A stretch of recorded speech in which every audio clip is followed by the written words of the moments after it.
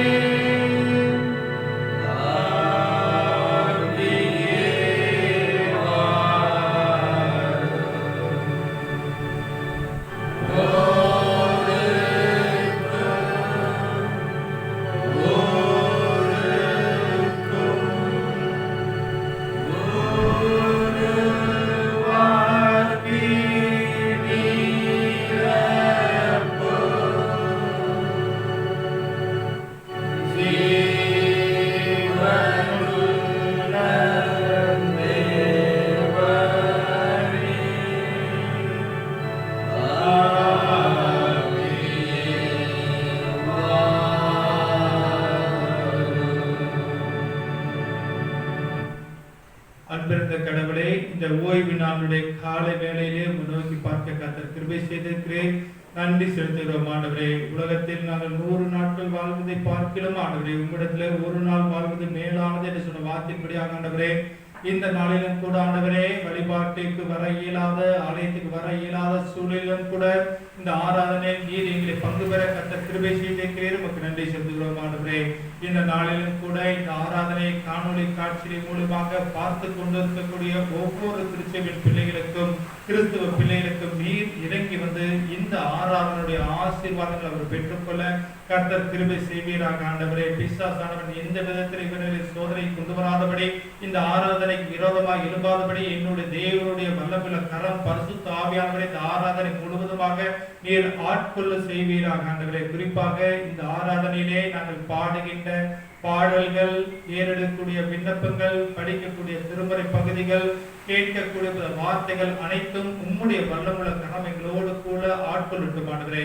குறிப்பாக இந்த நாளிலும் கூட ஆண்டவரே, யாரெல்லாம் பார்த்து கொண்டிருக்கிறார்களோ அவர்களுக்கு தெய்வீக பக்தி இறங்குவதற்காக இடத்துல மன்றாடுகிறோம் ஆண்டவரே. நீரே இந்த ஆராதனுடைய ஆசீர்வாதங்கள் ஆரம்பம் முதல் முடிவு மட்டும் மக்கள் பார்க்கவும், அதற்குண்டான இறை ஆசையை பெற்றுக்கொள்ளவும் கர்த்தர் கிருபை செய்வீராக ஆண்டவரே. இந்த ஆராதனைக்கு உதவி செய்கின்ற ஒவ்வொரு பிள்ளைகளையும் கர்த்தரை கொடுக்கிறோம். ஆசீர்வதியும் பலப்படுத்தும். இவனைத்தும் ஆண்டவர் இயேசு கிறிஸ்துவுடன் ஜெபிக்கிறோம் நல்ல பிதாவே, ஆமென். கிறிஸ்துவுக்குள் பிரியமானவர்களே, இந்த ஞாயிறு வழிபாட்டை காணொளி காட்சி மூலமாக பார்த்து கொண்டிருக்கக்கூடிய ஒவ்வொருவரையும் மூவொரு கடவுளின் திருப்பெயராலே அனைவரையும் நாங்கள் வாழ்த்தி வரவேற்றுக் கொள்கிறோம். இந்த ஆராதனைக்கு ஆரம்பமாகவும் கடவுளை போற்றும்படியாகவும் நாம் இருக்கிற இடத்திலே எழுந்து நின்று கிறிஸ்து சபை பாமாலையின் 51வது பாடல் நற்செய்தி மேசியோ இதோ ஆவலாய் நோக்குவோம் என்ற பாடலை நாம் அனைவரும் எழுந்து நின்று பாடுவோம். கிறிஸ்து சபை பாமாலையின் 51வது பாடல்.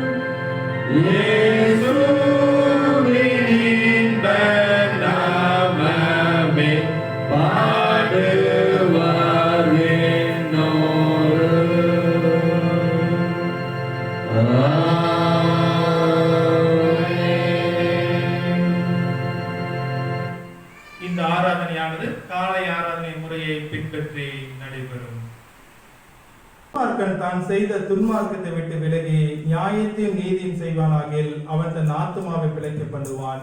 என் மீறுதல்களை நான் அறிந்திருக்கிறேன், என் பாவம் எப்பொழுதும் எனக்கு முன்பாக இருக்கிறது. என் பாவங்களை பாராதபடிக்கு நீர் உமது முகத்தை மறைத்து என் அக்கிரமங்களை எல்லாம் நீக்கி அருளும்.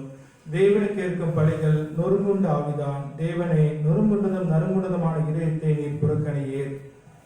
உங்கள் வஸ்திரங்களை அல்ல, உங்கள் இருதயங்களை கிழித்து உங்கள் தேவனாகிய கர்த்தரிடத்தில் திரும்புங்கள். அவர் இரக்கமும் மன உருக்கமும் நீடிய சாந்தமும் மிகுந்த கிருபையும் உள்ளவர். அவர் தீங்குக்கு மனஸ்தாபப்படுகிறமாய் இருக்கிறார்.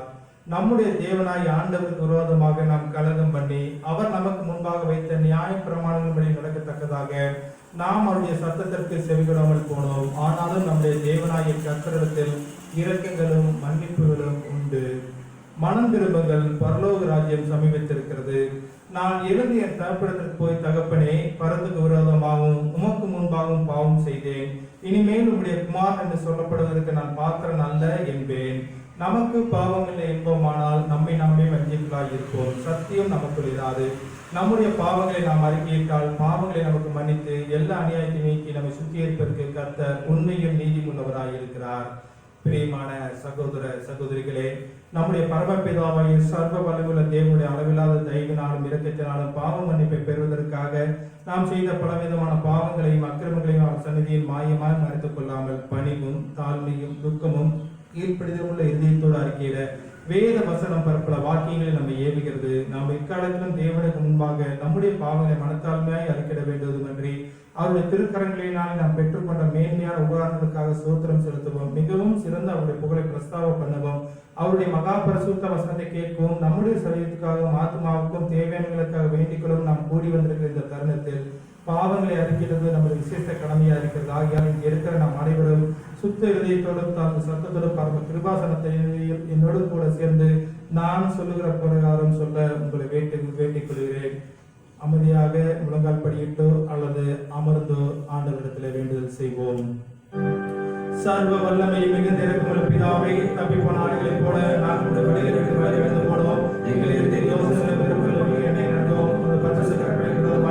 செய்தோம், செய்யாமல் செய்யலாக செய்து வந்தோம். எங்களுக்கு சுகமே இல்லை. ஆனாலும் ஆண்டவரே, தேவன் கர்த்தராகிய இயேசு கிறிஸ்து மூலமாய் மனிதனுக்கு அளித்த வாக்குத்தத்தத்தின்படியே பாக்கி விளக்கத்தோடு எங்களுக்கு தப்பிதலாக எங்கள் மேல் பொறுமையாகவும் பாவத்தின் நிமித்தம் பங்குகளை சீர்படுத்தும். எங்கள் இரக்கமுள்ள பிதாவே,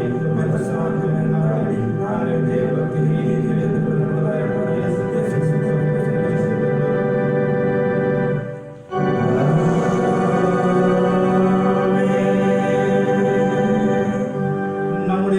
இயேசு கிறிஸ்துவின் பிதாவாய் இருக்கிற சர்வ வல்லமையுள்ள தேவன் பாவியின் மரணத்தை விரும்பாமல் அவன் தன் பாவத்தை விட்டு திரும்பி பிழைப்பதையே விரும்பி பாவத்தை நிமித்தம் துக்கப்படுகிற நம்ம ஜனத்துக்கு பாவ விமோசனத்தை மன்னிப்பையும் கூறி அறிவிக்க தம்முடைய பணிவிடக்காரருக்கு அதிகாரத்தையும் கட்டளையும் அருள செய்திருக்கிறார். மெய்யாய் மனம் திரும்பி தமது பரிசுத்த சுவிசேஷத்தை உண்மையாய் விசுவாசிக்கிற யாவருக்கும் அவர் பாவங்களை மன்னித்து விமோசனம் செய்கிறார். ஆகையால் கடைசியிலே அவருடைய நித்திய ஆனந்தத்தில் சேரத்தக்கதாய் இத்தருணத்தில் நாம் செய்கிறது அவருக்கு பிரியமாய் இருக்கவும் இனி உயிரோடு இருக்கும் நாளெல்லாம் மாசுலாமல் பரிசுத்தமாய் நடக்கவும் அவர் நமக்கு மெய்யான மந்திரங்களையும் நம்முடைய பரிசுத்தாவியும் அங்க செய்ய வேண்டும் என்று நம்முடைய கர்த்தராகிய இயேசு கிறிஸ்து மூலமாய் அவர் வேண்டிக் கொள்ள கடவோம்.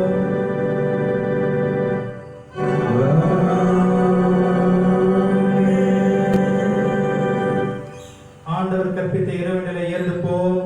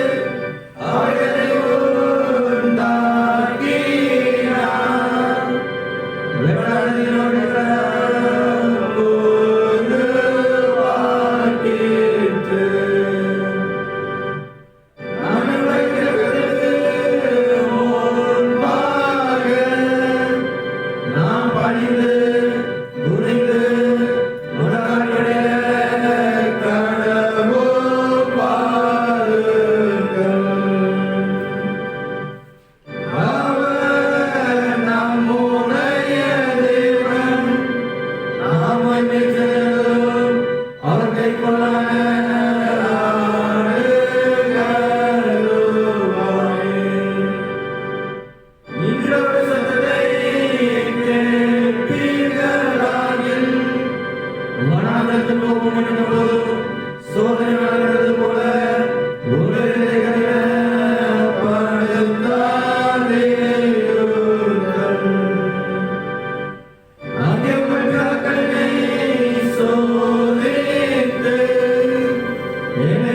பார்த்து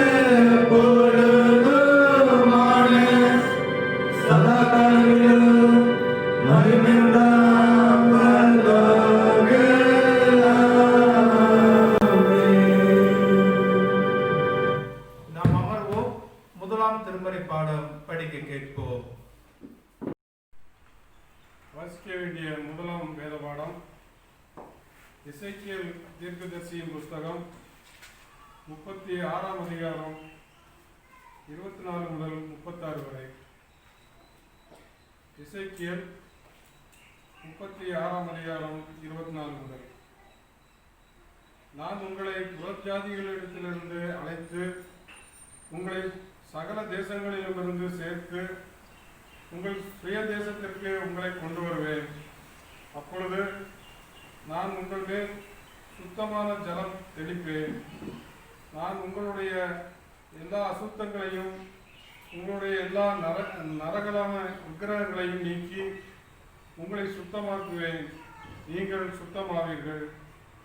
உங்களுக்கு நவமான இதயத்தை கொடுத்து உங்கள் உள்ளத்திலே புதிதான ஆவியை கட்டளையிட்டு கல்லான இதயத்தை உங்கள் மாம்சத்திலிருந்து எடுத்து போட்டு சதையான இதயத்தை உங்களுக்கு கொடுப்பேன். உங்கள் உள்ளத்திலே என் ஆவியை வைத்து உங்களை என் கட்டளைகளில் நடக்கவும் என் நியாயங்களை கைக்கொள்ளவும் அவைகளின்படி செய்யவும் பண்ணுவேன். உங்கள் பிதாக்களுக்கு நான் கொடுத்த தேசத்திலே நீங்கள் குடியிருப்பீர்கள். நீங்கள் என் ஜனமாயிருப்பீர்கள். நான் உங்கள் தேவனாயிருந்து உங்கள் அசுத்தங்களை எல்லாம் நீக்கி உங்களை ரட்சித்து உங்கள் மேல் பஞ்சத்தை கட்டளையிடாமல் கோதுமையை வரவழைத்து அதை பெருக பண்ணி நீங்கள் இனிமேல் ஜாதிகளுக்குள்ளே பஞ்சத்தில் உண்டாகும் நிந்தையை அடையாதபடிக்கு விருட்சத்தின் கனிகளையும் வயலின் பலன்களையும் பெருக பண்ணுவேன். அப்பொழுது நீங்கள் உங்கள் பொல்லாத மார்க்கங்களையும் உங்கள் தகாத கிரியைகளையும் நினைத்து உங்கள் அக்கிரமங்களின் நிமித்தம் உங்கள் அருவருப்பானவர்களின் நிமித்தமும் உங்களையே ஆலோசிப்பீர்கள். நான் இப்படி செய்வது உங்கள் நியமித்தமாக அல்லவென்று கர்த்தராகிய ஆண்டவர் சொல்கிறார். இது உங்களுக்கு அறியப்பட்டிருக்க கடவுது. இஸ்ரவேல் வம்சத்தாரே, உங்கள் வழிகளின் நிமித்தம் வெட்கி நாணுங்கள்.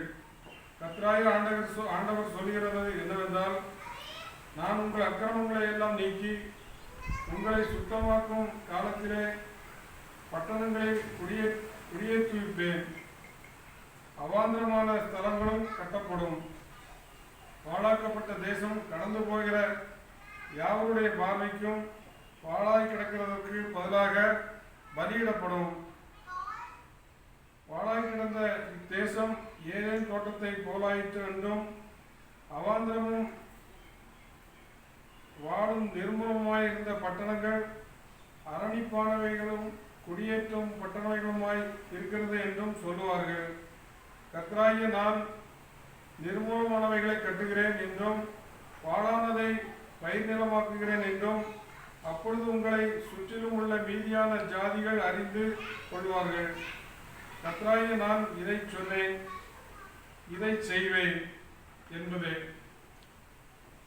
வாசிக்க வேண்டிய முதலாம் வேத பாடம் வாசித்தாயிற்று.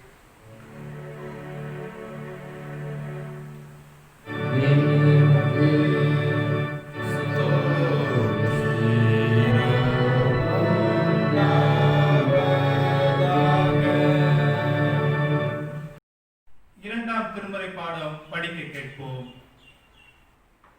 வாசிக்கும்படியாக கொடுக்கப்பட்ட இரண்டாம் வேத பகுதி அப்போஸ்தலனாகிய பவுல் ரோமாபுரியாருக்கு எழுதின நிருபம் 8ஆம் அதிகாரம் 18ஆம் வசனம் முதல் 25 வசனங்கள் முடிய.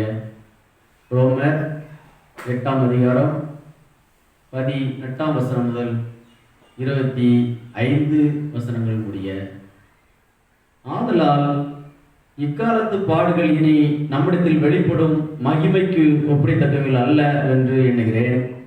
மேலும் தேவனுடைய புத்திரர் வெளிப்படுவதற்கு சிருஷ்டியானது மிகுந்த ஆவலோடு காத்து கொண்டிருக்கிறது.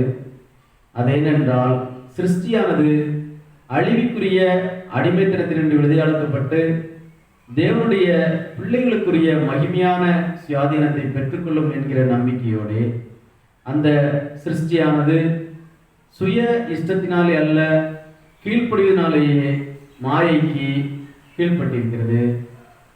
ஆகையால் நமக்கு தெரிந்திருக்கிறபடி இதுவரைக்கும் சர்வ சிருஷ்டியும் ஏகமாய் தவித்து பிரசவ வேதனைப்படுகிறது.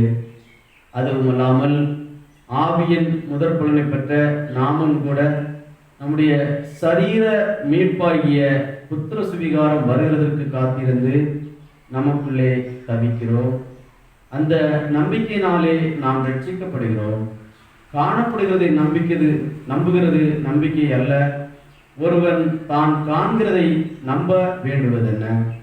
நாம் காணாததை நம்பினோமாயில் அது வருகிறதற்கு பொறுமையோடு காத்திருப்போம் என்பது வாசிக்கும்படியாக கொடுக்கப்பட்ட இரண்டாம் வேத பகுதி வாசித்தாயிற்று.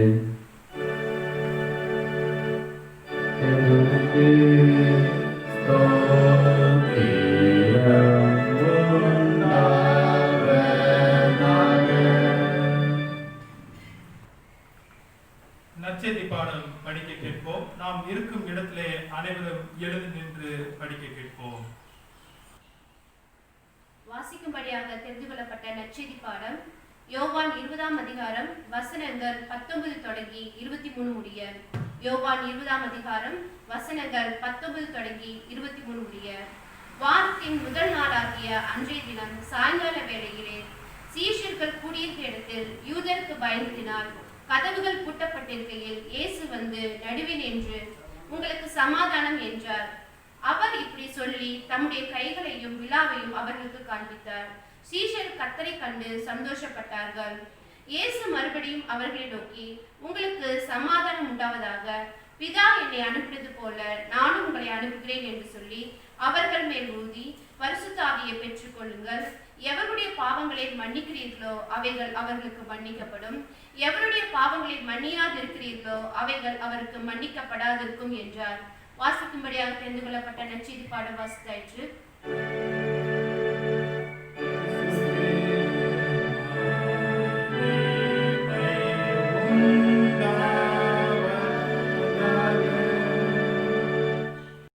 கடவுளின் வார்த்தைக்காக ஜெபம் செய்வோம்.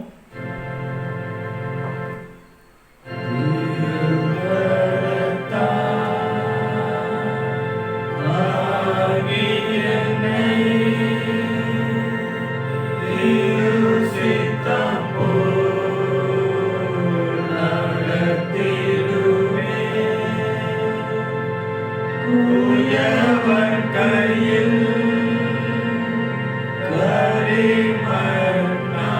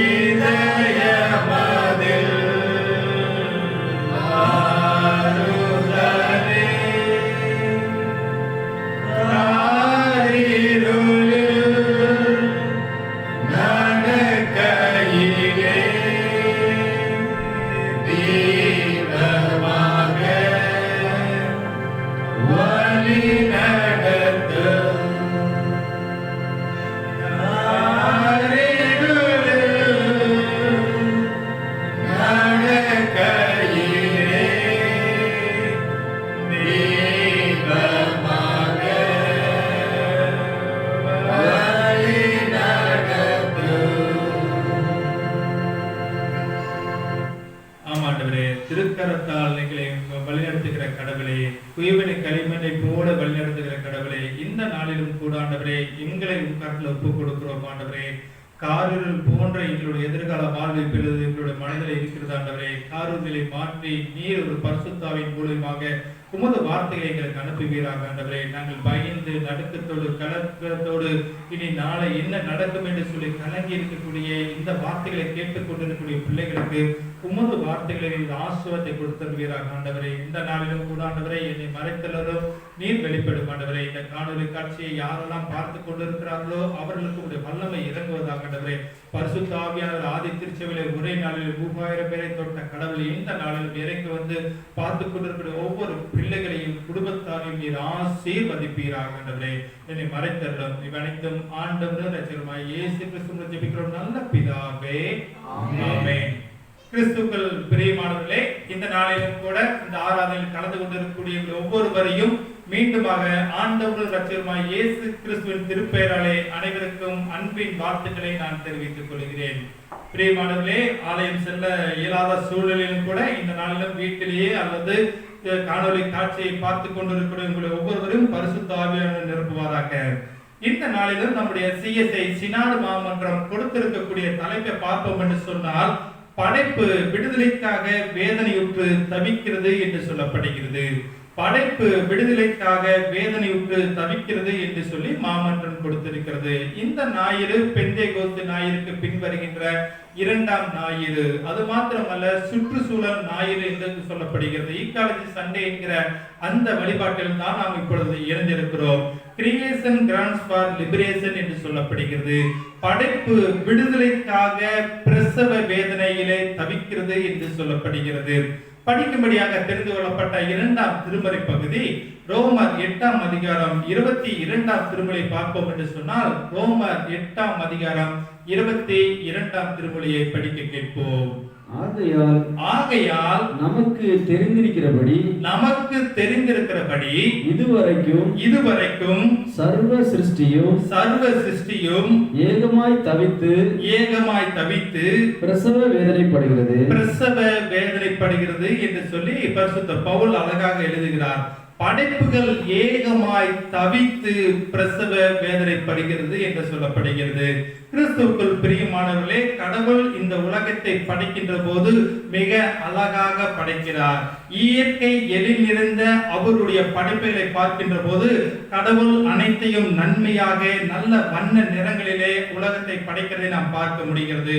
பல நிறங்களில் பூத்து குலுங்குகின்ற மலர்களை நாம் பார்க்கலாம், நீர் நிலைகளை பார்க்கலாம், வான மண்டலங்களை நாம் பார்க்கலாம், அடர்ந்த மர கூட்டங்களை பார்க்கலாம். அது மாத்திரமல்ல, நீல நிற கடல்களை நீங்கள் பார்க்கலாம். இது அனைத்தையும் ஆண்டவருடைய படைப்பினுடைய மகுடம் என்று சொல்லப்படுகிறது. இப்படிப்பட்ட படைப்பின் மகுடம் இன்று சீரெழுந்திருக்கிறது. அது ஏனென்று சொன்னால், படைத்தவருக்கு மனிதன் கீழ்ப்படியாமையினாலே அந்த படைப்புகள் அனைத்தும் இன்று பிரசவ வேதனைப்படுகிறதாக சீர்கெட்டு விட்டதாக நாம் பார்க்கிறோம்.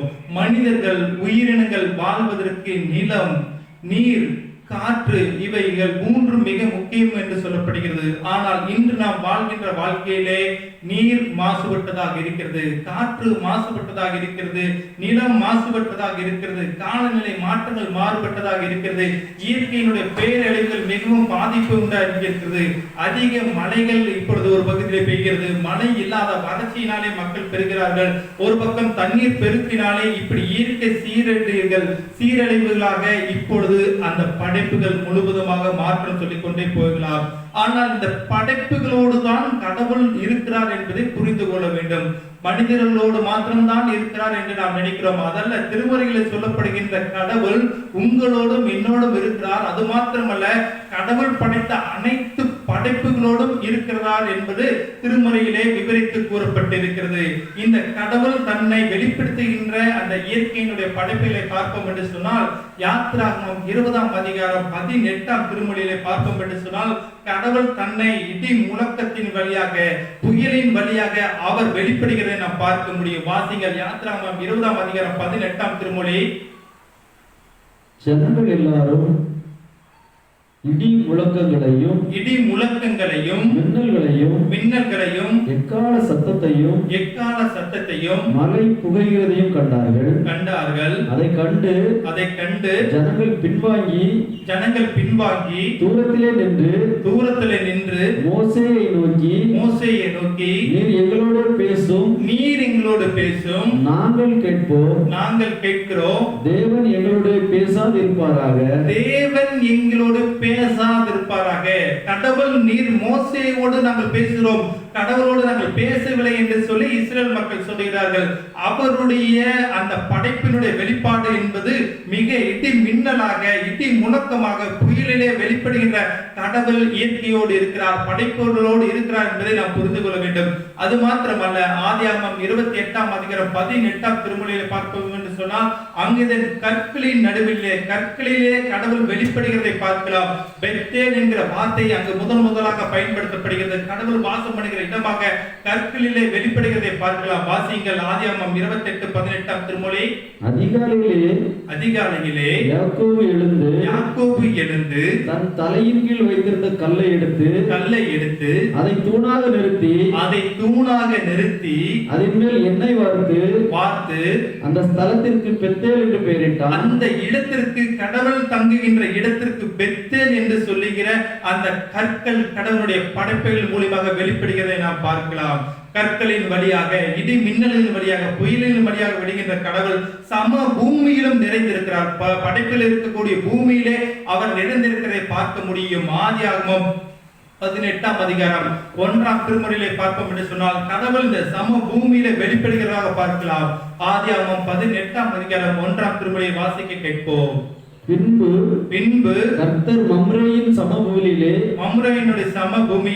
அவருக்கு தரிசனமானார் என்று சொல்லப்படுகிறது. கல்லிலே வெளிப்படுகிற கடவுள், சம பூமியிலே வெளிப்படுகின்ற கடவுள், தன்னை இடி மின்னலாக, புயலிலே வெளிப்படுகின்ற கடவுள் இப்பொழுது நெருப்பிலே வெளிப்படுகின்றவராக பார்க்கலாம். யாத்திராகமம் 3ஆம் அதிகாரம் 2ஆம் திருமொழியிலே மோசேக்கு நெருப்பின் வழியாக கடவுள் வெளிப்படுகிறதை நாம் பார்க்க முடியும். யாத்திராகமம் 3ஆம் அதிகாரம் 2ஆம் திருமொழியை வாசிக்க கேட்போம். அங்கே கர்த்தருடைய தூதனானவன் ஒரு முட்செடியின் நடுவிலிருந்து உண்டான அக்னி ஜுவாலை நெருப்பிலே நின்று அவனுக்கு தரிசனமாகிறார். கடவுள் நெருப்பிலே தரிசனமாகிறார் என்று சொல்லப்படுகிறது. அப்படி என்று சொன்னால், கடவுள் இந்த படைப்புகளிலே வெளிப்படுகிறார் என்பதை நாம் புரிந்து கொள்ள வேண்டும். நெருப்பிலும், கல்லிலும், சம பூமியிலும் இப்படிப்பட்ட அந்த இடி மின்னல், இடி முழக்கத்தில் அவர் வெளிப்படுகிறார் என்று சொல்லப்படுகிறது. அது மாத்திரமல்ல, நீரிலே வெளிப்படுகிறதை நாம் பார்க்கலாம். ஆதியாகமம் 1ஆம் அதிகாரம் 2ஆம் திருமுறை தண்ணீரின் மேலே அசைவாடுகிறதை பார்க்கலாம். ஆனால் சங்கீதம் 29ஆம் அதிகாரம் 3ஆம் திருமுறையிலே சொல்லப்படுகிறது, கடவுள் நீரினாலே, வார்த்தையினாலே அசைவாடுகிறதை, வெளிப்படுகிறதை பார்க்கலாம். சங்கீதம் 29ஆம் அதிகாரம் 3ஆம் திருமுறையை வாசிக்க கேட்போம். கர்த்தருடைய சத்தம் தண்ணீரின் மேலே தொனிக்கிறது. அவருடைய சத்தம் நீரிலே தொனிக்கிறது என்று சொல்லப்படுகிறது. அவருடைய வார்த்தை நீரிலே வெளிப்படுகிறது என்று சொல்லப்படுகிறது.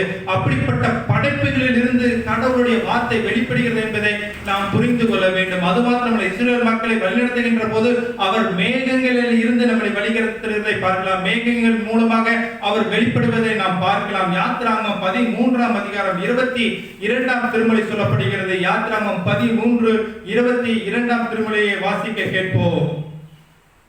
பகலிலே மேகஸ்தம்பமாகவும் இரவிலே அக்கினி ஸ்தம்பமாகவும் ஜனங்களிடத்திலிருந்து விலகி போகவில்லை. அப்படின்னு சொன்னால், இரண்டு நேரத்திலும் கடவுள் அவர்களோடவே கூட இருக்கிறார், வெளிப்படுகிறார் என்பதை நாம் புரிந்து கொள்ள வேண்டும். இந்த ஒட்டுமொத்த படைப்புகள் நெருப்பிலும், நீரிலும், மேகங்களிலும், மரங்களிலும், கற்களிலும், இப்படிப்பட்ட இடி முழக்கத்திலும் கடவுளுடைய திட்டத்தை அவர் வெளிப்படுத்துகிறார் என்று சொல்லப்படுகிறது. பிரான்சிஸ் அசிசியா என்கிற ஒரு இறையியலாளர் இப்படியாக சொல்லுகிறார், படைப்புகள் அனைத்துமே இறைவனை பிரதிபலிக்கின்ற கண்ணாடி என்று சொல்லப்படுகிறது.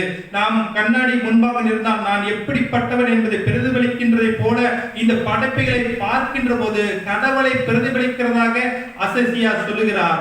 அதை நாம் முழுமையாக புரிந்து கொள்ள வேண்டும். இப்படிப்பட்ட படைப்புகள் ஆண்டவர் இப்பொழுது படைத்தது நிமித்தமாக இப்பொழுது அனைத்து படைப்புகளும் பிரசவ வேதனைப்படுகிறது. பொழுது இந்த படைப்புகள் அனைத்தும் ஏகமாய் தவிக்கிறது என்று சொல்லப்படுகிறது. இப்பொழுது பூமியானது மனிதர்கள் வாழ இயலாத இடமாக ஒவ்வொரு நாளும் மாறிக்கொண்டு வருகிறது. அப்படி என்று சொன்னால் இயற்கை என்பது, படைப்புகள் என்பது கடவுளின் அருட்கொடை. கடவுள் நீங்களும் நானும் நன்றாக வாழ வேண்டும் என்று சொல்லித்தான் இப்படிப்பட்ட படைப்புகளை கொடுத்திருக்கிறார். ஆனால் அத்தனை படைப்புகளையும் நம்முடைய முன்னோர்களும் அதை சீரழிக்கப்பட்ட சூழலாக ஆக்கப்பட்டிருக்கிறோம்.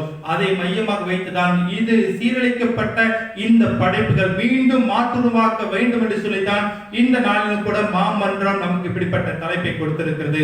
கடவுள் இந்த உலகத்தை படைத்து படைப்புகளை பார்க்கின்ற போது அனைத்தும் சரியாக இருக்கிறது, நல்லதாக இருக்கிறது என்று சொல்லி ஆதியாகமம் 1ஆம் அதிகாரம் 31ஆம் திருமுறையில் சொல்லப்படுகிறது. அனைத்தும் சரியாக நல்ல நிலையிலே படைப்புகள் படைத்திருக்கிறது என்று சொல்லி கடவுள் நினைக்கிறார். ஆதியாகமம் 1:31ஆம் திருமுறை வாசிப்போம். அப்பொழுது தேவன் தாம் உண்டாக்கின எல்லாவற்றையும் பார்த்தார். தாம் உண்டாக்கின அனைத்து படைப்புகளையும் பார்த்தார். அது மிகவும் நன்றாயிருந்தது. அது மிகவும் நன்றாக இருந்தது என்று சொல்லப்படுகிறது. செய்த படைப்புகள் அனைத்தையும் பார்க்கிறார், நன்றாக இருக்கிறது. மனிதனை படைக்கிறார், பார்த்தபோது நினைக்கிறார், இவனை படைத்ததற்காக என்னுடைய மனம் வருந்துகிறது என்று சொல்லுகிறார். ஆதியாகமம் 6ஆம் அதிகாரம் 6ஆம் திருமுறையை வாசிப்போம் என்று சொன்னால், ஆண்டவர் மண்ணுலகிலே மனிதனை படைத்ததற்காக மனம் வருந்துவதை நாம் பார்க்க முடியும். 6ஆம் அதிகாரம் 6ஆம் திருமுறை வாசியுங்கள். தாம் பூமியிலே மனுஷனை உண்டாக்கியதற்காக கர்த்தர் மனஸ்தாபப்பட்டார். போதும். ஏன் கர்த்தர் மனஸ்தாபப்பட வேண்டும்? ஏன் கடவுள் மனம் வருந்த வேண்டும் என்று சொன்னால், கடவுளுடைய நோக்கம் ஒன்று, இந்த மனிதர்களுடைய செயல்பாடு ஒன்றாக மாறிவிட்டது. காரணம், அந்த கடவுள் மனிதர்களை தோட்டத்தை பண்படுத்தும் பாதுகாக்க வேண்டும் என்று நினைத்தார். ஆனால் அதை மறந்து மனிதர்கள் திசை மாறினார்கள். கடவுளுடைய கட்டளைக்கு கீழ்ப்படியாம அவருடைய பாவத்திற்கு விழும்பதாக இயற்கையை சீண்டினார்கள். இந்த ஒட்டுமொத்த படைப்பும் அதன் மூலமாக இன்று வரை சீரழிந்து கொண்டுதான் இருக்கிறது என்பதை நாம் புரிந்து கொள்ள வேண்டும். பிரியமானவர்களே, இதை மையமாக வைத்து இந்த சீரழிந்த வாழ்வு அல்லது படைப்புகளுக்கு நீங்களும் நானும் என்ன செய்ய வேண்டும் என்பதை மையமாக வைத்துத்தான் இந்த நாளிலும் கூட 2 தலைப்பின் கீழ் நாம் சிந்திக்க இருக்கிறோம்.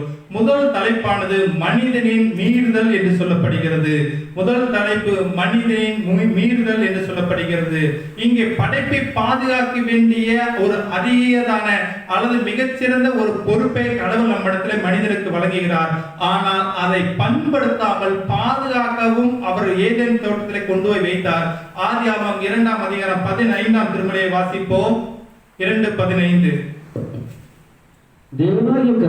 தேவனாகிய கர்த்தர் மனுஷனை ஏதேன் தோட்டத்தில் அழைத்து கொண்டு வந்து அதை பண்படுத்தவும் காக்கவும் வைத்தார் என்று சொல்லப்படுகிறது. இங்கு மனிதனுக்கு கொடுக்கப்பட்ட மிகப்பெரிய பொறுப்பை இதை பண்படுத்த பாதுகாக்க வேண்டும் என்று சொல்லப்படுகிறது. இங்க இருக்கக்கூடிய தோட்டத்தில் இருக்கிற அனைத்து கனிகளையும் மரங்களையும் நீங்கள் புசிக்கலாம் என்று சொல்லப்படுகிறது. ஆனால் அந்த படைப்பை முழுமையாக அனுபவிப்பதற்காகத்தான் இந்த மனிதன் படைக்கப்பட்டான். ஆனால் இந்த படைப்பினுடைய அந்த அர்த்தத்தை, கடவுளுடைய சித்தத்தை, கடவுளுடைய திட்டத்தை முழுமையாக மனுக்குலமானது மனிதர்களானது சீரழிய செய்து விட்டார்கள். எது நன்மை தீமை என்கிற அறிகின்ற அந்த மரத்தின் கனியை மாத்திரம் புசிக்க வேண்டாம் என்று சொன்னார்கள். ஆனால் எதை புசிக்க கூடாது என்று சொன்னார்களோ அதையே புசிக்கிறார்கள் மனிதர்கள். மனிதனுடைய மீறல் நிமித்தமாக ஒட்டுமொத்த படைப்புக்கும் இந்த சீரழிவுக்கு உண்டான சூழலை ஏற்படுத்தி விட்டது என்பதை நாம் புரிந்து கொள்ள வேண்டும். நாம் நினைக்கலாம், இந்த அவல நிலைக்கு, இது சீர்கெட்டு போன படைப்புகளுக்கு நான் என்ன செய்ய முடியும்? நான் வீட்டிலே நன்றாகத்தான் மரத்தை வளர்த்துக் கொண்டிருக்கிறேன், நான் செடிகளை வளர்த்துக் கொண்டிருக்கிறேன், படைக்கு எந்த விதத்திலும் நான் தொந்தரவு செய்யவில்லை என்று சொல்லுகிறோம்.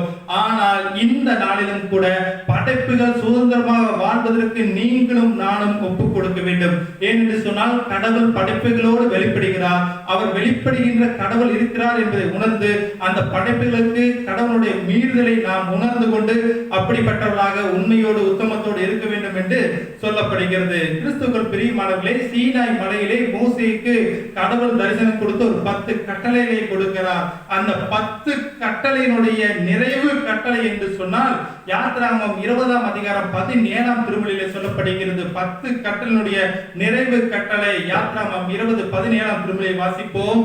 பெருனுடைய வேட்டை பிறருடைய பொருளை இச்சியாதிருப்பாயாக சொல்லப்படுகிறது. ஆம், இதுதான் மனிதனுடைய மீறுதல் என்று சொல்லப்படுகிறது. பிறருடைய பொருளை இச்சியாதிருப்பதாக என்று சொல்லப்படுகிறது. கடவுளின் கட்டளை மீறுகிறோம் அல்லது இச்சை பேராசை என்று சொல்லி இயற்கை அழிப்பதற்கான எல்லா காடுகளையும் நாம் வெட்டுகிறோம். நமக்கு தேவையான வீடு இருக்கிறது, நமக்கு தேவையான மரம் இருக்கிறது. ஆனாலும் அந்த இயற்கையை அழித்து நம் ஆசையின் நிமித்தமாக, பேராசை நிமித்தமாக ஒட்டுமொத்த படைப்புகளையும் நாம் அழிக்கின்றவர்களாக இருக்கிறோம் என்பதை நாம் புரிந்து கொள்ள வேண்டும். தூய பவுலடியார் அழகா சொல்லுகிறார், படைப்புகள் அனைத்தும் பேறுகால வேதனை படுகிறது என்று சொல்லப்படுகிறது. இந்த வேதனை என்பது விடுதலைக்கான விடுதலையாக என்று சொல்லப்படுகிறது. யாராவது எங்களை விடுதலை செய்வார்களா என்று சொல்லி படைப்புகள் ஏங்கி தவிக்கிறதை போல பவுலடியார் அழகாக சொல்லப்படுகிறது. இன்றைய நாளிலும் பிரியமானவரே, நல்ல விவசாயத்துக்கு நல்ல விளைச்சல் வேண்டும் என்று சொல்லி இயற்கையான அந்த உரத்தை விட்டு செயற்கையை போட்டு அதிக லாபம் சம்பாதிக்க வேண்டும் என்று சொல்லி இன்றும் ஒரு சில விவசாயிகள், ஒரு சில மக்கள் அப்படி நாம் நினைத்துக் கொண்டிருக்கிறோம். அது மாத்திரமல்ல, நச்சுத்தன்மை கொண்ட உணவிலே பலவிதமான உணவிலும் கலப்படத்தை மையமாக கொண்டு இன்றும் அந்த உணவுப் பொருளை கலப்படத்தை நாம் அனைவரும் அறிந்து அது துரிதமாக அல்லது அனைவரும் அதை வாங்கி உட்கொண்டவர்களாகத்தான் நாம் இன்றும் இருந்து கொண்டுதான் இருக்கிறோம். எதை செய்ய வேண்டும் என்று நினைக்கிறோமோ அதை செய்யக்கூடாமல், எதை செய்யக்கூடாது என்று நினைக்கிறோமோ பவுலை போல அதை நான் செய்து கொண்டுதான் இருக்கிறேன் என்று சொல்லப்படுகிறது. இது ஒட்டுமொத்த படைப்புகளையும் அது பேறுகால பிரசவ வேதனை அடைய செய்கிறது. அதற்கு காரணம் நீங்களும் நானும் கடவுளிடத்தில் இருக்கக்கூடிய மீறுதலை மையமாக வைத்திருக்கிறோம். அந்த மீறுதல் இருந்து மாற்றி ஆண்டவர் அனைத்தோடும், இந்த உலகத்தோடும், உயிரினங்களோடும், இயற்கையோடு இருக்கிறார் என்பதை புரிந்து கொண்டு நமக்கு கொடுக்கப்பட்ட வாழ்வோடு கடவுளின் வார்த்தைக்கு கீழ்ப்படிந்து மனிதன் மீறாதபடி நீங்களும் நானும் கடவுள் வார்த்தை கீழ்ப்படிந்து நியமங்களுக்கு கீழ்ப்படிந்து வாழ்வோம் என்று சொன்னால் இந்த படைப்புகள் அப்படிப்பட்ட வேதனை மாறி மகிழ்ச்சி அடையும் என்பதில் எந்த விதமான சந்தேகம் இல்லை. இரண்டாவது தலைப்பை பார்க்க இருக்கிறோம். முதல் தலைப்பு மனிதனின் மீறுதல், இரண்டாவது தலைப்பு மனிதனின் சுயநலம் என்று சொல்லப்படுகிறது. மனிதனின் சுயநலம் இரண்டாவது தலைப்பு. முதலில் பார்த்தோம், மனிதன் கடவுளை கட்டளைக்கு மீறினார். இப்பொழுது மனிதனுடைய சுயநலத்தை மையமாக சொல்லப்படுகிறது. ஒவ்வொரு மனிதனும் இன்று சுயநலத்தோடு தான் வாழ்ந்து கொண்டிருக்கிறார்கள். கிறிஸ்துவர்களாக இருக்கலாம் அல்லது மற்ற மதத்தினர் இருக்கலாம். சுயநலம் என்பது நம்மையும் நம் குடும்பத்தையும் ஒட்டுமொத்தமாக நிறுவிக்கொண்டிருக்கிறது என்று சொன்னால் அது மிகையாகாது. திருமறைகளை பார்ப்போம் என்று சொன்னால் ஆகாப் மன்னர் என்று ஒருவர் வருகிறார். இந்த ஆகாப் மன்னர் என்பவர் இஸ்ரவேல் மக்களை வழிநடத்தி கொண்டு வருகிறார். அந்த நாடு முழுவதும் அந்த மன்னர் கையில் இருக்கிறது. நாட்டில் இருக்கக்கூடிய செல்வங்கள் அனைத்தும் அந்த மன்னர் கையில் இருக்கிறது. நாட்டில் இருக்கக்கூடிய அனைத்து வளர்ச்சிகளும் அவர் கையில் தான் இருக்கிறது. ஆனால் அத்தனை நாட்டில் இருக்கக்கூடிய அனைத்தும் இருந்தாலும் அவருக்குள்ளே மன நிறைவு இல்லை. அந்த சுயநலம் என்பது தன்னிடத்தில் இருக்கின்ற அனைத்தையும் வைத்துக் கொண்டு பார்ப்பதல்ல, மற்றவர்கள் எப்படியாவது அதை பிடுங்க வேண்டும் என்று சொல்லி இந்த ஆகாப் நினைக்கிறார். ஏழை விவசாயி நாபோத்தினுடைய நிலத்தை அபகரித்து அவரை கொலை செய்து அதை பிடுங்குகிறார். யோசித்து பாருங்கள், ஒட்டுமொத்த ராஜா அவருடைய நாட்டில் இருக்கிற செல்வங்கள் அனைத்தும் இருந்தாலும் ஒரு ஏழை விவசாயி நாபத்தினுடைய நிலத்தை அவரை கொன்று பிடுகின்ற அரசராக இருக்கிறார். எப்படிப்பட்ட மனிதனுடைய சுயநலம் என்பதை யோசித்து பாருங்கள். இந்த நாளிலும் கூட நம்முடைய வாழ்வு ஏதோ மன்னரை போல அவருக்கு மாத்திரமல்ல, இன்று நம்முடைய வாழிலும் இந்த சுயநலம் என்பது அதிகமாகத்தான் இருக்கிறது. பிரியமானவர்களே, நம்மிடத்துல ஒரு 9 கோடி ரூபாய் பணம் இருக்குது என்று வைத்தால், நாம் 9 கோடி நமக்குள்ள இருக்கிறது நாம் வைத்து சந்தோஷம் வேண்டும் என்று சொன்னால் பட மாட்டோம். அடடா, எப்படி 2 இலக்கை 10 கோடி ஆக்குவது என்பது தான் மையமாக வைத்து அந்த 10 கோடியை பெருக்குவதற்கு உண்டான சிந்தனை தான் நாம் நினைப்போம். ஒரு 99 கோடி இருக்கிறது என்று வைத்துக் கொள்வோம் நம்மிடத்துல. ஆனால் 99 கோடியை வைத்து மனமகிழ்ச்சியா இருப்போம் என்று சொன்னால் இருக்காது. எப்படி 100 கோடி ஆக்குவது, 3 டிஜிட்டல எப்படி பணம் பெருக்க வேண்டும் என்று சொல்லி நம்முடைய உணர்வு, அந்த உள்ளத்திலே ஆசை, சுயநலம் பெருகிக் கொண்டே இருக்கும். 999 கோடி இருந்தாலும் என்ன, 1000 கோடி எப்பொழுது ஆக்குவோம் என்று சொல்லி நமக்கு இப்படிப்பட்ட அந்த சுயநலம், பேராசை நிமித்தமாக படைப்புகளை சுரண்டி பெற்றுக்கொள்ள வேண்டும் என்று சொல்லி சிந்திக்கத்தான் இந்த நாளிலும் கூட மனிதர்கள் இருந்து கொண்டிருக்கிறோம். பிரியமானவர்களே, கடவுள் அதை எதிர்பார்க்கவில்லை. கடவுள் அப்படிப்பட்டவராக பார்க்கவில்லை. இன்று பார்ப்போம் என்று சொன்னால், கார்ப்பரேட் நிறுவனங்களை பார்ப்போம் என்று சொன்னால், எதையாவது கலப்படம் செய்து அல்லது எப்படியாவது தன்னுடைய பொருள் மார்க்கெட்டில் வர வேண்டும், லாபம் பெருக வேண்டும் என்று சொல்லித்தான் இந்த நிறுவனங்கள் நினைத்துக் கொண்டிருக்கிறார்கள். மனிதனுடைய அந்த உடலில் ஏற்படுகின்ற மாற்றங்கள் அல்லது மனிதனுக்கு வருகின்ற நோய்களை பற்றி எல்லாம் யாருக்கும் எவ்விதமான கவலைகள் இல்லாமல் படைப்புகளை முழுவதுமாக சுரண்டி அழித்துக் கொண்டு நச்சுத்தன்மையினாலே இந்த கார்ப்பரேட் நிறுவனங்கள் வாழ்கிறது என்று சொல்லப்படுகிறது. பிரிவுனால அனைத்து கார்ப்பரேட் நிறுவனம் அல்ல, ஒரு சில கார்ப்பரேட் நிறுவனங்கள் இப்படிப்பட்ட லாபத்தை மாத்திரம் மையமாக வைத்து செயல்படுகிறது என்பதை நாம் புரிந்து கொள்ள வேண்டும். இது பண பிரியர்கள் பணத்தை சேர்க்கிறார்கள், செல்வ பிரியர்கள் செல்வத்தை சேர்க்கிறார்கள். அதனால் என்ன பயன்? நாம் நினைக்கலாம் இத்தனை கோடி இருக்கு, என்னுடைய குடும்பம், என்னுடைய சந்ததி இதெல்லாம் இருக்கும் என்று சொல்லி. ஆனால் திருமறை அப்படிப்பட்ட கடவுள் அல்ல. திருமறையிலே போடப்படுகின்ற வார்த்தை பார்ப்போம் என்று சொன்னால், பிரசங்கி 5ஆம் அதிகாரம் 10ஆம் திருமொழி பார்ப்போம் என்று சொன்னால், பணப்பிரியர்கள் பணத்தினால் திருப்தி அடைய மாட்டார்கள். செல்வ பிரியர்கள் எப்பொழுதும் செல்வம் செல்வம் என்று நினைத்துக் கொண்டிருக்கிறார்கள், செல்வத்தினாலே திருப்தி அடைய மாட்டார்கள். ஏதோ ஒரு மனநிலையிலே ஒரு ஏமாற்றத்தோடு தான் வாழ்ந்து கொண்டிருப்பார் என்று சொல்லி பிரசங்கி 5ஆம் அதிகாரம் 10ஆம் திருமொழி சொல்லப்படுகிறது. வாசிங்கள் பிரசங்கி 5:10ஆம் திருமொழி. பணப்பிரியர், இதை பார், 5ஆம் அதிகாரம் 10ஆம் திருமொழி பிரசங்கி. பணப்பிரியர் பணத்தினால் திருப்தி அடைவதில்லை, பணத்தினால் திருப்தி அடைவதில்லை. செல்வப்பிரியன் செல்வப்பிரியனால் திருப்தி அடைவதில்லை, செல்வத்தினால் திருப்தி அடைவதில்லை. அதுதான் உண்மை. அதை புரிந்து கொண்டு கிறிஸ்துவுடன் நீங்களும் நாளும் மற்ற மனிதரை போல வாழாமல் கடவுளுக்காக வாழ வேண்டும் என்று சொல்லித்தான் கடவுள் நம்மளுடைய அழைப்பை கொடுத்திருக்கிறார். இந்த செல்வத்தின் மிகுதியை நாம் சொத்து சேர்த்தோம் என்று சொன்னால் அதை கண்களினால் பார்க்கலாம், தவிர வேற எந்த விதத்திலும் பயம் இருக்காது. உங்களுக்கு அந்த ஊரிலே சொத்து இருக்கு, இந்த ஊரிலே சொத்து, நகைகள் இருக்கலாம், எல்லாம் இருக்கும். ஆனால் நீங்கள் படைப்புகளை சுரண்டி நீங்கள் சொத்துக்களை சேர்ப்போம் என்று சொன்னால் இருக்கிறதை போல பார்க்கலாம், ஆனால் எதுவும் அனுபவிக்க முடியாது என்று சொல்லி 11ஆம் திருமொழி நாம் பார்க்கிறோம். 11ஆம் திருமொழி வாசிங்கள். பிரசங்கி 5:11ஆம் திருமொழி. பொருள் பெருகினால் அதை தின்கிறவர்கள் பெருகுகிறார்கள், அதை சாப்பிடுகிறவர்களும் பெறுவார்கள். உங்களுக்கு நீங்கள் செல்வத்தை சேர்ப்பீர்கள் என்று சொன்னால் அதை சாப்பிடுவதற்காக உங்களோட நண்பர்கள், உறவினர்கள் என்று சொல்லி இந்த நாடத்தினால் அந்த பெரும் கூட்டம் வளர்ந்து கொண்டுதான் இருக்கும். அதை உடையவர்கள் தங்கள் கண்களினால் அதை காண்பதை எண்ணி அதை பார்ப்பவர்கள் செல்வம் இருப்பதை பார்க்கத்தான் முடியும் என்று சொல்லப்படுகிறது. பிரியமானவர்களே, இது மனிதனுடைய சுயநலத்தை சொல்லுகிறது. நமக்கு இருக்கிறது போதும் என்று நினைப்போம், கடவுள் அதை பலுகி பெருக செய்வார். இருக்கின்றதை ஆசீர்வாதங்கள் கொடுக்க கடவுள் நம்மளோடு கூட இருக்கிறார். நாம் நினைக்கலாம் இந்த கொரோனா வைரஸ்னாலே உலகம் முழுவதும் பாதிப்பு ஏற்பட்டிருக்கிறது, தங்களுடைய வேலையை இழந்திருக்கலாம், தொழிலை இழந்திருக்கலாம், வியாபாரத்தை இழந்திருக்கலாம், கல்வியை இழந்திருக்கலாம், வருமானத்தை இழந்திருக்கலாம், என்ன செய்வோம் என்று கலங்கிய நிலையிலே இப்பொழுது நாம் அமர்ந்திருக்கலாம். ஒன்றும் கவலைப்படாதீர்கள், செல்வம் எந்த விதத்திலும் நமக்கு உதவி செய்யாது. உதவி செய்கின்ற கடவுள் நம்மளோடு கூட இருக்கிறார். மனிதனுடைய சுய நலத்தை நாம் விட்டு ஆண்டவரிடத்தில் இணைவோம். கிருபையாக இருக்கக்கூடிய கடவுள் நிச்சயமாக நம்ம வாழ்வை கொடுப்பார் என்பதில் எந்த விதமான சந்தேகம் இல்லை.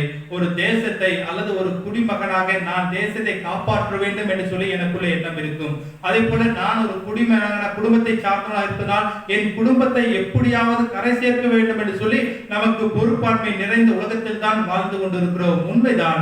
ஆனால் இப்படிப்பட்ட படைப்புகளை பார்க்கின்ற போது கொரோனாவிலே பாதிக்கப்பட்டிருக்கக்கூடிய நாம், அதனுடைய இருக்கக்கூடிய அந்த கொரோனாலே அந்த பாதிக்கப்பட்டிருக்கக்கூடிய மனிதர்கள், அது வளம் பெருகின இயற்கையை பார்க்க வேண்டும். பிரியமானவர்களே, காற்று டெல்லியிலே மாசுபாடு குறைந்திருக்கிறது என்று சொல்லப்படுகின்ற காலகட்டம், கொரோனாவிலே காற்று மாசுபாடு குறைந்திருக்கிறது என்று சொல்லி புள்ளி விவரம் சொல்லப்படுகிறது. கங்கை நதி கிட்டத்தட்ட பல ஆயிரக்கணக்கான கோடிகள் தூய்மைப்பட வேண்டும் என்று சொல்லி மத்திய அரசு அதுக்கென்று ஒழுங்கு செய்யப்பட்ட, ஆனால் இப்பொழுது கங்கை நதி தூய்மையாக செல்லப்பட்டிருக்கிறது என்று சொல்லப்படுகிறது.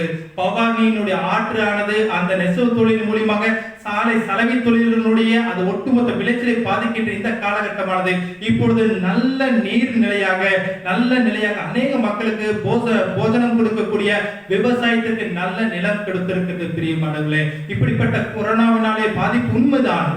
அநேக மக்கள் இழந்திருக்கிறார்கள், உயிர் இழந்திருக்கிறார்கள். ஆனால் கடவுள் நீதி செய்கின்ற கடவுள். மனிதர்கள் எல்லாம் எப்பொழுதெல்லாம் இயற்கைக்கு எதிராக, படைப்புக்கு எதிராக நாம் தவறு செய்கின்ற போது கடவுள் படைப்புகளின் மத்தியிலே இருந்து அதற்கு உண்டாக நீதியை செய்வார் என்பதை நாம் புரிந்து கொள்ள வேண்டும்.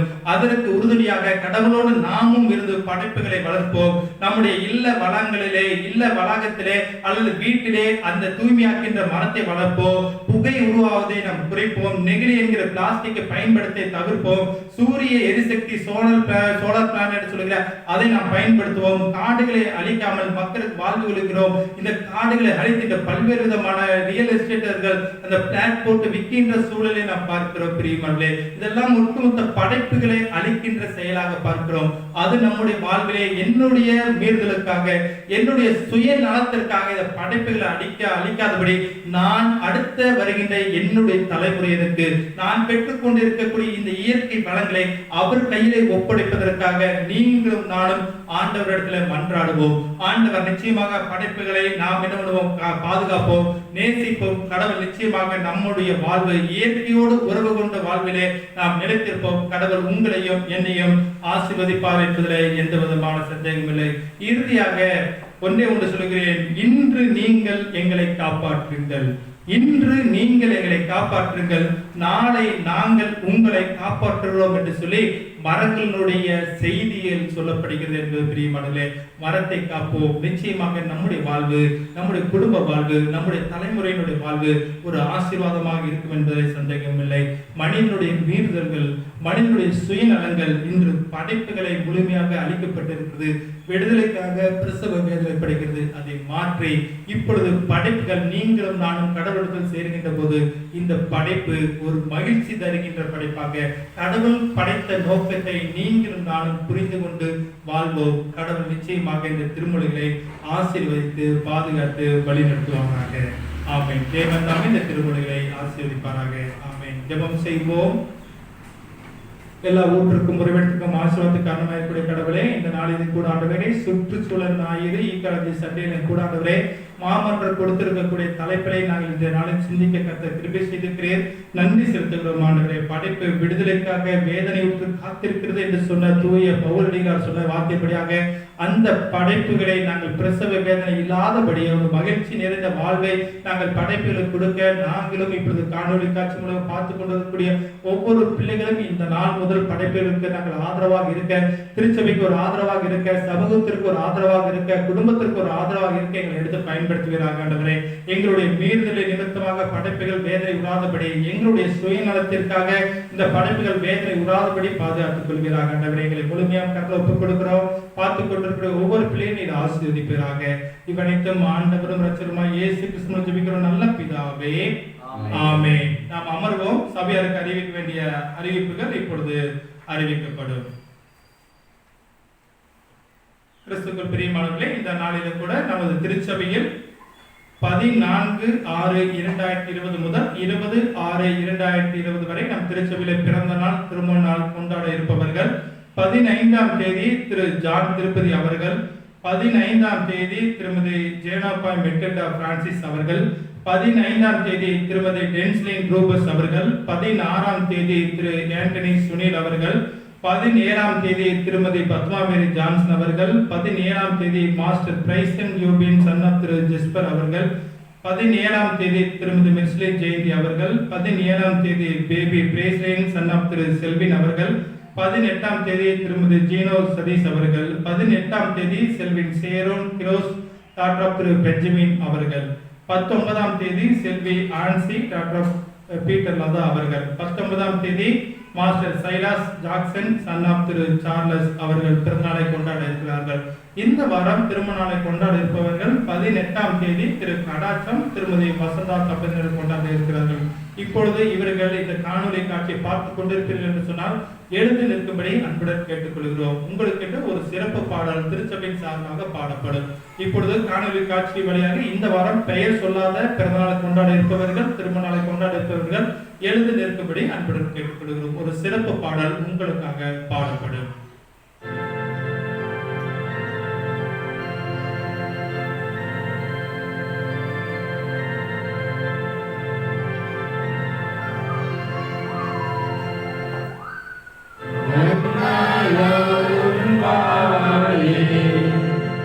நீரை தானே புதியாய் நன்மை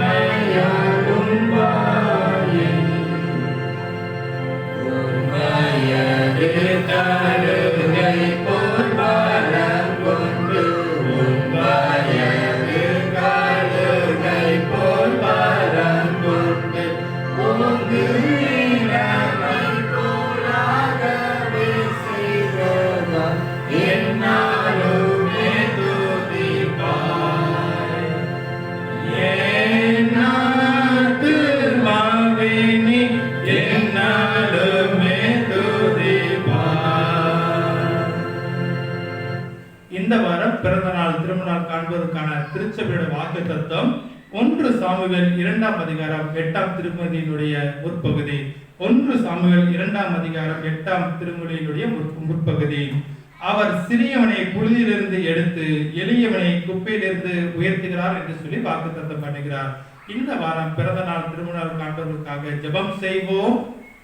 அன்பும் நெருக்கம் இந்த கடவுளே, இந்த நாளிலும் கூட இப்பொழுது நின்று கொண்டிருக்கக்கூடிய எங்கள் திருச்சபையின் பிள்ளையார் மற்றும் காணொலி காட்சி பார்த்துக் கொண்டிருக்கக்கூடிய ஒவ்வொரு பிள்ளைகளும் இந்த வாரம் பிறந்த நாள் திருமண நாள் காண்பவர்களை நீர் ஆசீர்வதிப்பீராக. ஆண்டவரே, நீர் திருச்சபையுடைய வாக்கு தத்தமாக 1 சாமுவேல் 2ஆம் அதிகாரம் 8ஆம் திருமொழி, அவர் சிறியவனை புழுதியிலிருந்து எடுத்து எளியவனை குப்பையிலிருந்து உயர்த்துகிறார் என்று சொன்ன வார்த்தைப்படியாக அவர்களை இந்த வருடத்தில் உயர்த்துவீராக. ஆண்டவரே, ஆமாண்டவரே, நாங்கள் நினைப்பதற்கு எண்ணுவதற்கு மேலான ஆசீர்வாதங்கள் அவர்கள் கொடுத்தருவீராக. ஆண்டவரே, பிறந்த நாளானது ஒரு ஆசீர்வாதத்தின் ஊற்றாக இருக்கட்டும். குறிப்பாக திருமண நாளை காண்கின்ற மக்களை, திருமண தம்பதியிலே ஆசீர்வதிப்பீராக. ஆண்டவரே, அவர்கள் குடும்பத்தை இந்த சமூகத்திற்கு முன்பாக உயர்த்துவீராக. ஆண்டவரே, வானத்தின் பலகனை திறந்து இடங்கொள்ளாமல் போகப்பட்டு அவர்கள் ஆசீர்வதிப்பீராக. ஆண்டவரே, இந்த வாரம் பிறந்த நாள் திருமண நாள் காண்பவர்களை நாங்கள் பிதா, குமாரன், பரிசுத்தாவின் திருப்பெயராலே வாழ்த்தி நாங்கள் ஆசீர்வதிக்கிறோம். ஆண்டவரே, இவனைத்தும் ஆண்டவர் இரட்சகராகிய இயேசு கிறிஸ்துவின் ஜெபிக்கிற நல்ல பிதாவே, ஆமென். தொடர்ந்து நாம் ஜெபம் செய்வோம். வாழ்வளிக்கும் நல்ல கடவுளே, இந்த நாளிலும் கூட ஆண்டவரே, இந்த ஆராதனையை பார்த்துக் கொண்டிருக்கக்கூடிய ஒவ்வொரு பிள்ளைகளையும் கருத்தில் அர்ப்பணிக்கிறோம். ஆண்டவரே, சிறு பிள்ளைகளை நீர் ஆசீர்வதிப்பீராக. ஆண்டவரே, இப்பொழுது பள்ளிக்கு செல்ல இயலாத சூழலில் வீட்டிலே தங்கி இருக்கக்கூடிய சிறு குழந்தைகளுக்கு நல்ல பாதுகாப்பை தந்தருவீராக. ஆண்டவரே, எந்த விதத்திலும் இந்த வைரஸ் அவர்களை பாதிப்பு ஏற்படுத்தாதபடி குடும்பத்தோடு இருக்க கர்த்தர் கிருபை செய்வீராக. ஆண்டவரே, சிறுபிள்ளைக்கு வேண்டிய ஞானத்திலும் அறிவிலும் தேவ கிருபையிலும் அவர்கள் வளர்ச்சியடைக்கும். ஆண்டவரே, குறிப்பாக உங்க சித்தமான வருகின்ற நாட்களிலே பள்ளிகளை தொடங்கவும் அதன் மூலமாக இவர்கள் நல்லபடியாக புதிய ஆண்டுக்குள் அடியெடுத்து கல்வியினுடைய ஆண்டுக்குள் அடியெடுத்து வைக்க உங்களுடைய நாமத்தை மேம்படுத்துகிற பிள்ளைகளாக இருக்க கர்த்தர் கிருபை செய்வீராக. ஆண்டவரே, இந்த நாளிலும் கூட ஆண்டவரே, வாலிப பிள்ளைகளை கர்த்தரை கொடுக்கிறோம். ஆண்டவரே, இந்த வாலிப பிள்ளைகள் யாரெல்லாம் காணொலி காட்சி வழியாக இந்த நாளிலும் கூட கர்த்தருடைய வார்த்தைகளை கேட்டுக் கொண்டிருக்கிறார்களோ கடவுள் அவர்களை ஆசீர்வதிப்பீராக. ஆண்டவரே, கல்லூரிக்கு செல்லும்போது வரும்போது பாதுகாப்பை தந்தருவீராக. ஆண்டவரே, குறிப்பாக இந்த வைரஸ்னால அவர்கள் எந்த விதத்தில் பாதிப்பு ஏற்படாதபடி தேவன் தாமே பரிபூர்ணமான ஆசீர்வாதங்கள் நிறைந்தருவீராக. ஆண்டவரே, வாலிப பிரியாற்றும் சிருஷ்டிகரின் இணை என்று சொன்ன வார்த்தையின்படியாக ஆண்டவரே, அவர்கள் உமக்கு கீழ்ப்படுகிற எண்ணத்தை கொடுத்தருளும், பெற்றோருக்கு கீழ்ப்படுகிற எண்ணத்தை கொடுத்தருளும், சமூகத்தில் ஒரு ஆசீர்வாதமாக எதிர்கால வாழ்வு ஒரு ஆசீர்வாதமாக இருக்க கர்த்தர் கிருபை செய்வீராக. ஆண்டவரே, குறிப்பாக இந்த நாளில் எங்கள் திருச்சபையினுடைய பாடல் குழுவை கர்த்தரை கொடுக்கிறோம். ஆண்டவரே, உமது நாம மகிமைக்கின்ற பாடலை பாடக்கூடிய ஆற்றலை கொடுத்திருக்கிறேன், நல்ல தாளந்துகளை கொடுத்திருக்கிறேன். விசுவாசிக்கிற மக்களை ஆசீர்வதிப்பீராக. ஆண்டவரே, நல்லுடைய தாளந்துகளை உமக்கென்று படைத்திருக்கிறார்கள், அதற்குண்டான ஆசீர்வாதங்கள் அவருடைய வாழ்வில் அவர்கள் பெற்றுக்கொள்ள கர்த்தர் கிருபை செய்வீராக. ஆண்டவரே, குறிப்பாக எங்கள் திருச்சபையினுடைய ஒவ்வொரு குடும்பத்தாரையும் கர்த்தரை கொடுக்கிறோம். ஆண்டவரே, திருச்சபையின் குடும்பத்தார் செய்கின்ற தொழிலை ஆசீர்வதிப்பீராக, வியாபாரத்தை ஆசீர்வதிப்பீராக, வேலைக்கு செல்லும்போது வரும்போது பாதுகாப்பை தந்தளிவீராக. ஆண்டவரே, இந்த வைரஸ் காலத்திலும் ஆண்டவரே, ஆமாண்ட ஊரடங்கு காலத்திலும் கூட உம்முடைய வல்லமுள்ள கரம் உள்ள தொழிலை வர்த்திக்க பண்ணுவீராக. ஆண்டவரே, நாங்கள் நினைப்பதற்கும் எண்ணுவதற்கும் மேலான ஆசீர்வாதங்கள் அவர்கள் ஒவ்வொரு குடும்பத்தாரும் இந்த திருச்சபையின் மூலமாக அவர் பெற்றுக்கொள்ள கர்த்தர் கிருபை செய்வீராக. ஆண்டவரே, குறிப்பாக சபையின் பொறுப்பாளர்கள் ஒவ்வொருவரையும் கர்த்தரை கொடுக்கிறோம்.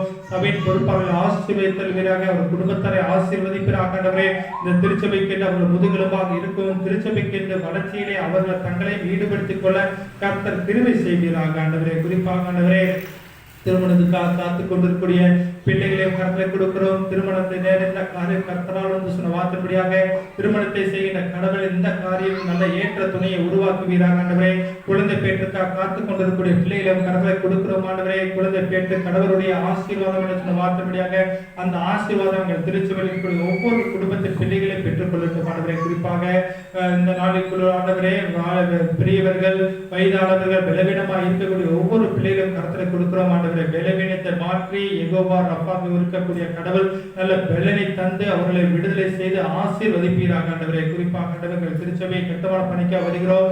உங்க சித்தமானால் நாங்கள் சீக்கிரத்தில் கட்டுமான பணியை தொடங்கக்கூடிய நல்ல சூழலை உருவாக்கி தருவீராக. ஆண்டவரே, குறிப்பாக எங்கள் திருச்சபையுடைய ஆயர் தலைவர் ஐயா திரு அன்பான ஐயாவை கருத்தில் கொடுக்கிறோம். குடும்பத்தாரை கருத்தில் அர்ப்பணிக்கிறோம். குடும்பத்தின் வழியாக அவர்கள் உண்மையோடு உத்தமத்தோடு உம்முடைய திருப்பணியை ஊழியத்தை நிறைவு செய்ய கர்த்தர் கிருபை செய்வீராக. செய்வீராக ஆண்டவரே. குறிப்பாக எங்களுடைய கோவை திருமண்டலத்தின் கருத்தை கொடுக்கிறோம். திருமண்டலத்தினுடைய பேராயர் திரு தீமேத்தி ரவீந்திர ஐயாவையும் கருத்து அர்ப்பணிக்கிறோம் ஆண்டவரே. பேராயர் அம்மாவும் கருத்து அர்ப்பணிக்கிறோம். அவர்களை உண்மையோடு உத்தமத்தோடு திருமணத்தை சரியான பாதையை வழிநடத்தக்கூடிய நல்ல ஆற்றலை கொடுத்தல்வீராக ஆண்டவரே. குறிப்பாக அட்மினிஸ்ட்ரேட்டிவ் செக்ரட்டரி ஐயாவும் கருத்தை கொடுக்கிறோம். பொருளாளர் மற்றும் ஒவ்வொரு கமிட்டி அங்கத்தினரும் கருத்தை கொடுக்கிறோம் ஆண்டவரே. நீரே அவர் வல்லமையை எடுத்து பயன்படுத்துவீராக. திருமணத்தில் இருக்கிற ஒவ்வொரு ஆயர்களையும் நீ ஆசீர்வதிப்பீராக. ஆயர் குடும்பத்தார் நீ ஆசீர்வதிப்பீராக ஆண்டவரே. குறிப்பாக இந்த கொரோனா வைரஸ்னாலே பாதிக்கப்பட்டு உயிரை இழந்து தவித்துக் கொண்டிருக்கிற குடும்பத்தாரின் கருத்தை கொடுக்கிறோம் ஆண்டவரே. உங்கள் துக்கம் சந்தோஷமாய் மாறும் என்று சொன்ன வார்த்தைப்படியாக அவர்கள் சந்தோஷம் பெற்றுக்கொள்ள துக்கங்கள் மாற கத்த கிருபை செய்வீராக ஆண்டவரே. தனிமைப்படுத்தப்பட்டிருக்கக்கூடிய பிள்ளைகளும் கருத்தை கொடுக்கிறோம் ஆண்டவரே. உங்கள் இருதயம் கலங்காதிருப்பதாக சொன்ன வார்த்தையை படியாக நான் உங்களை திக்கற்றலாக விடேன் என்று சொன்ன வார்த்தைப்படியாக அவர்கள் தனிமையாக இருக்கிறது அவர்கள் வாழ்வை மன சோர்வை கொண்டு வரும் ஆண்டவரே. அந்த சோர்வை மாற்றி நீரே அவர்களோடு கூட இருந்து வழி நடத்துவீராக ஆண்டவரே. அதன் மூலியமாக அநேக மக்கள் தொழில் வாய்ப்பு இழந்திருக்கிற, வேலை வாய்ப்பு இழந்திருக்கலாம், கல்வியை இழந்திருக்கலாம் ஆண்டவரே. கர்த்தர் தாமே நீ அவரோடு கூட இருந்து கர்த்தர் மேல் பாரத்தை வைத்து விட, கலங்கி தவிக்காதே, அவர் உன்னை ஆதரிப்பார் என்று சொன்ன வார்த்தைப்படியா அவர்களுக்காக நீர் இறங்கி வந்து கர்த்தர் எனக்காக யாவையும் செய்து முடிப்பார் என்று சொன்ன சங்கீதம் 138 திருமொழிக்கு ஏற்ப அப்படிப்பட்ட ஆசீர்வாதங்கள் பெற்றுக்கொள்ள கர்த்தர் கிருபை செய்கிறார் ஆண்டவரே. குறிப்பாக இந்த நாளிலும் கூட காணொலி காட்சி வழியாக பார்த்து கொண்டிருக்கக்கூடிய ஒவ்வொரு பிள்ளைகளையும் கர்த்தரை கொடுக்கிறோம் ஆண்டவரே. உமது வார்த்தை எங்களோடு கூட பேசி இருக்கிறார்களே. இப்பொழுது படைப்புகள் அனைத்தும் பிரசவ வேதனை பட்டுக் கொண்டிருக்கிறது என்பதை நாங்கள் அறிந்திருக்கிறோம் ஆண்டவரே. பிரசவ வேதனையிலிருந்து மாறி மனமகிழ்ச்சியை பெற்றுக்கொள்ள நாங்களும் இப்பொழுது பார்த்துக் கொண்டிருக்கக்கூடிய பிள்ளைகளும் உம் கருத்தில் ஒப்புக் கொடுக்கிறோம் ஆண்டவரே. நீர் படைப்புகளின் வழிகளை வெளிப்படுகின்ற கடவுள் ஆண்டவரே.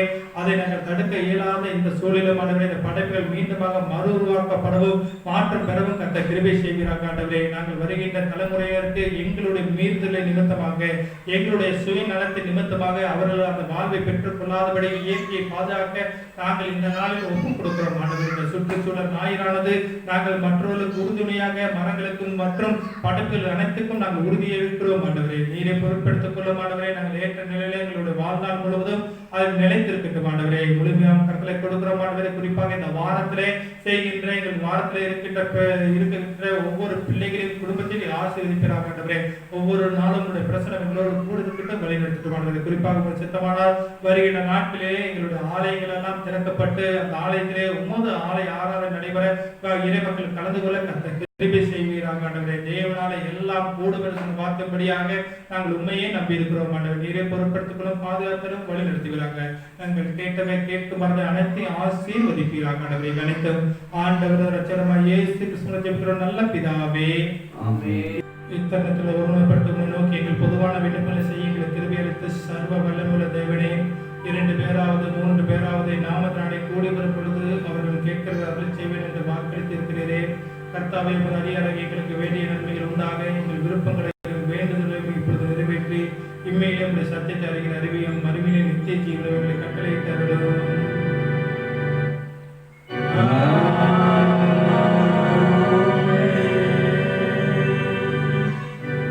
நம்முடைய ஆண்டவராகிய இயேசு கிறிஸ்துவின் அருளும் கடவுளின் அன்பும் தூய ஆவியானவரின் கூட்டுறவும் இப்பொழுது காணொலி காட்சி வழியாக பார்த்து கொண்டிருக்கக்கூடிய ஒவ்வொரு பிள்ளைகளோடும் இன்னும் மீண்டும் நீடித்து நிலைத்திருப்பதாக.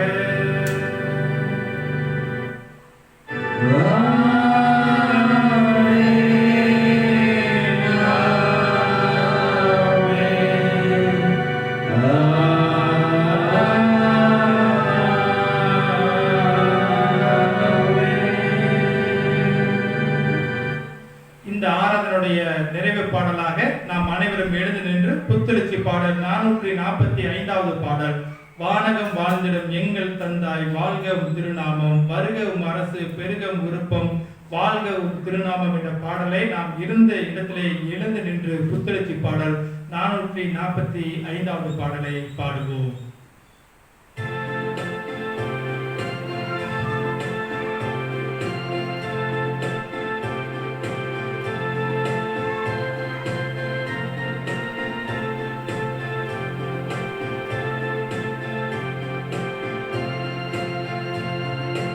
வானகம் வாழ்ந்திடும் எங்கள் தந்தாய் வாழ்கவும் திருநாமம், வருகவும் அரசு பெருகவும் விருப்பம், வாழ்கவும் திருநாமம், வானகம் போல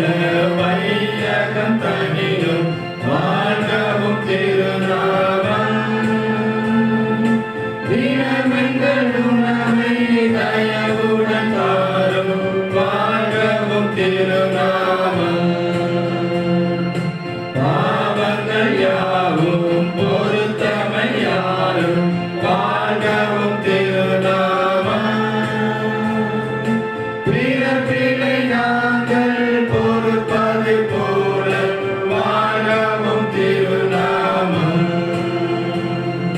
சோதனை நேர்ந்தனை விலக்கிய காலம் வாழவும் திருநாமம். தீவிலிருந்து மீட்டிட வாரும் வாழவும் திருநாமம். ஆட்சியும் ஆற்றலும் அனைத்துள்ள மாட்டும் வாழவும் திருநாமம். இன்று போலென்றும் இறைவனை உமது வாழவும் திருநாமம். ஆமென் ஆமென் ஆதியாவே வாழவும் திருநாமம். ஆமென் ஆமென் ஆதியாவே வாழவும் திருநாமம். கர்த்தர் உங்களோடு இருப்பாராக. அவர் உங்களோடு இருப்பாராக. சமாதானத்துடன் சென்று வாருங்கள். கர்த்தருடைய நாமத்தினாலே ஆமென். கிறிஸ்துவுக்குள் பிரியமானவர்களே, இந்த நாளிலும் கூட இந்த ஆராதனையை பார்த்து கொண்டிருக்கக்கூடிய ஒவ்வொருவரையும் CSI கிறிஸ்துநாதர் ஆலயம் சின்னியம்பாளையம் திருச்சபை சார்பாக உங்கள் அனைவரையும் நாங்கள் வாழ்த்தி வரவேற்றுக் கொள்கிறோம். கர்த்தர் தாமே உங்களை ஆசீர்வதித்து வழிநடத்தி பாதுகாப்பாராக. ஆமென்.